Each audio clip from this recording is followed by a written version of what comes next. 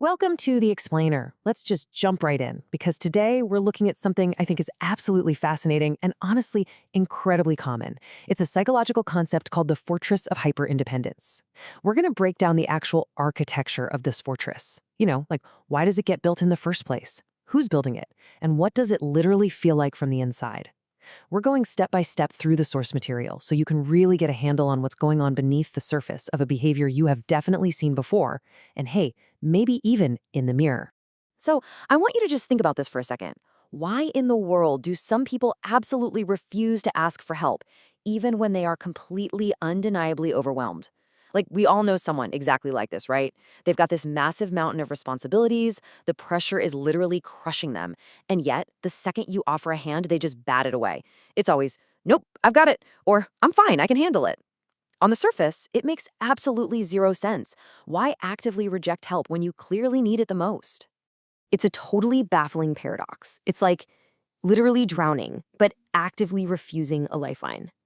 Just imagine the intense reality of that for a moment. You are completely underwater, gasping for air. Someone throws you a rope, and your gut instinct is to just push that rope away. Letting that analogy really sink in helps us build some much-needed empathy here. Because look, we aren't just talking about being stubborn.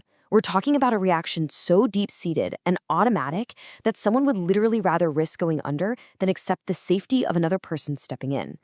To really wrap our heads around this, we have to tackle a huge societal misconception. We need to deconstruct this whole myth of strength versus survival. In our culture, extreme independence gets romanticized all the time. We love to call these people lone wolves, right?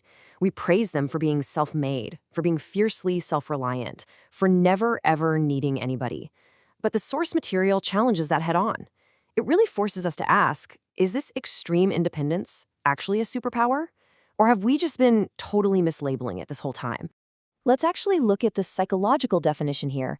It's known as survival independence. And here's the absolute crucial distinction. It is not inherent strength. It's actually a psychological response that develops when a child couldn't rely on consistent support. That gives us a really solid academic framework to work from. This isn't just some quirky personality trait. It's a highly specific, adaptive psychological mechanism. It's a shield that was forged out of pure necessity, not some sort of trophy for being super capable. And when you actually put these two ideas side by side, it's this massive aha moment that totally flips the script. The exact trait that society celebrates as the ultimate sign of, having it all together, well, in psychological reality, it's a profound scar. It's the mark of having to survive completely alone. Society is busy giving us standing ovation for capability, totally missing the fact that this behavior is rooted in a serious lack of early, consistent support. So to really get to the bottom of this, we've got to shift our focus and journey back to childhood. That's the hidden root of all this. And this is where we really need to lead with empathy. The adults who live inside this fortress, they didn't just wake up one Tuesday and decide they hated getting help. This behavior has an origin story. And as the research shows us, that story begins way, way before they even had the words to describe what they were going through. Let's walk through exactly how that happens. It always starts super simply. A totally normal childhood need pops up. But if that need is consistently met with a lack of support, maybe a caregiver is unavailable, unpredictable, or maybe just literally unable to help, the child naturally has to make a psychological adaptation. Over time, that early adaptation gets hardwired into the adult hyper-independence we see today. It is a direct, incredibly logical pipeline from a vulnerable child in an unpredictable environment to a completely impenetrable adult. They just stop expecting comfort. When a child learns early on that their needs aren't going to be met with any kind of consistency, the pain of that disappointment just becomes way too much to bear over and over again. So what do they do to protect themselves? They completely shut down the expectation of receiving comfort. They just turn that expectation valve off entirely. In the moment, it's a tragic but honestly brilliantly effective survival strategy. Which brings us right to how this trait culminates in adulthood. Because they stopped expecting comfort way back then, they now feel forced to handle literally everything alone. This is the coworker staying up until 2 a.m. because they refuse to delegate a single task, or the person silently pushing through a major personal crisis without texting a single friend. That past lack of support has morphed into their present-day isolation. Even if they are surrounded by people practically begging to help them, the programming is already locked in. Their adult reality is still being totally dictated by the rules of their childhood survival.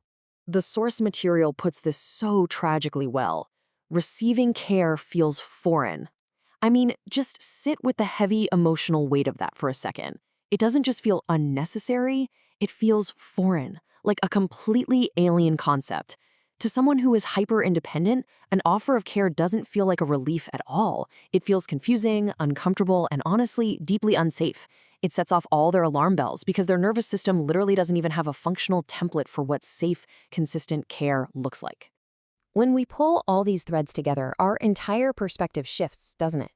We look at someone who is overwhelmed but refusing help, and now we know for a fact it's driven by survival, not just some inherent rugged strength.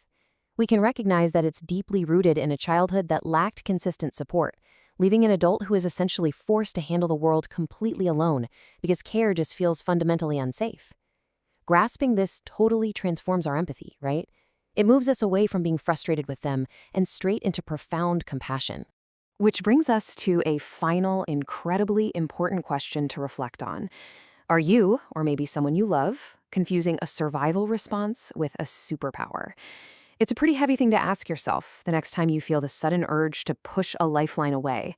But recognizing the fortress is always that very first step to finally learning how to lower the drawbridge. Thank you so much for joining me for this explainer. I really hope it brought you some powerful new insights to chew on.